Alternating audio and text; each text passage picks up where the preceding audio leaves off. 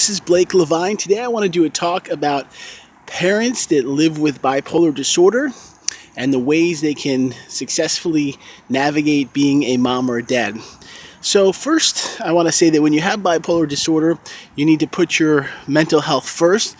This means making sure you're doing well and you're strong and you're stable, because when you are not in a good way, it's very hard to care for or to help anybody else. Especially if you're a parent, you have to have the energy and ability to work with your children. So that's the first thing, is if you are struggling, is to seek support. The next step I want to share, and I say this because I have two children, a 7-year-old and a 3-year-old. My wife works a lot, and I'm often the main parent during the day while she's gone. And one of the best tips for me is to figure out how to understand my children. So my daughter Tyler, who's 7, is a certain way in how she is. She's great and fun, but she has a lot of energy. My other son Ryan is a little bit more quiet and different in how he responds. So by being able to understand them, I do my best to be a good parent, to teach them in ways that is helpful, that they understand. For example, my daughter Tyler is amazing, but often she's quite messy.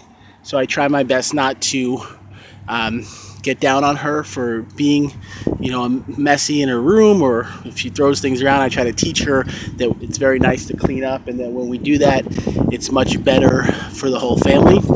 My son Ryan has certain things that are part of his life. For example, he always likes to have trains and cars. When we leave and go out, he gets upset if I don't let him bring his trains with him, the little toys. So I often let him have a few, just because I realize that fighting with him and having him throw a temper tantrum over a few little toy trains is not really worth the effort or energy. I've also found that learning to be patient is such a valuable skill. Kids are, often trying to figure out how to be in our world, and when we go slow and are patient with them, they feel safe to try to be good children. And if they're struggling with something, they come to you. Also, with my daughter who's 7, whenever she gets home from school, I talk to her about her day. I ask her what has happened. I try to find out if there were any problems or anything she's concerned about. I've created a outlet for her to talk about her feelings, and if something is going wrong, my wife and I talk about it together and then help her. Another key suggestion is finding creative outlets for your children. So my daughter Tyler is so creative. She loves to do fashion and drawing and painting, and I've started a channel for her on YouTube where she makes videos doing different experiments and gymnastics and all types of things. And I found that having that free outlet for her is really awesome. She has a way to channel her energy into something positive. I also take her to a dance class once a week where she can be with other little girls to have fun.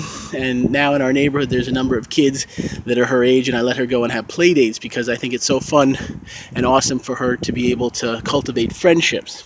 My son Ryan, who has some learning issues, I also try to help him be with other kids. I used to go to my park in my neighborhood every morning where he would hang out with 3 or 4 kids his age. He's now in a school program where they're working with him to teach him how to speak more. And in his class, he's got about 8 kids that he's starting to be friends with, and I'm doing my best to be kind and nice to the parents, so it's a good school for him, and hopefully he'll have some friends there. The last tip I want to leave you with, if you have bipolar disorder and if you are a parent, is that it is a very hard road for anyone to be a mom or dad. I always say that when you drive a car, you have to have a license to do it, and you really have to practice and be ready. But when it comes to parenting, there is no requirement. People have kids as young as 18, as old as in their 40s, and no matter where you are in your life, it can be a very tough path to be a good mom or dad. When you put on top of that a mental illness like bipolar disorder, it can be even harder. But I think if you will work at it and say, you know what, I'm going to try every day, which is what I do. Each morning I say, you know what, I'm going to do my best, be a good parent, and try to help support my kids and teach them and let them learn. And I think that if you are willing to put the effort in, you can see success. I want to thank you for watching this video here. I have a number of educational ones on YouTube. I also have a website where I do a one-on-one coaching program. It's a virtual program, and you can work directly with me to help make positive change. And finally, I want to share about a book that I think would be great for any parent to read. It's called Depression, Bipolar, and Heroin. It's about mental illness and addiction. It talks about how we can change the way we live and think. My brother Adam was an amazing soul who sadly had addictions. And at age 27, he died from a heroin overdose about 2.5 years ago. So the book is to teach anyone else, especially those with bipolar, how to handle mental illness and addiction, whether it be in their own life, in their family's lives, or with their children. And I'll put the link below to Depression, Bipolar, and Heroin. It's an amazing book. I hope you'll pick it up. It's exclusively right now on Amazon. Get on your Kindle, or you can buy the full book. You have a great day, and I really appreciate you taking some time to watch, and wish you good luck with your parenting.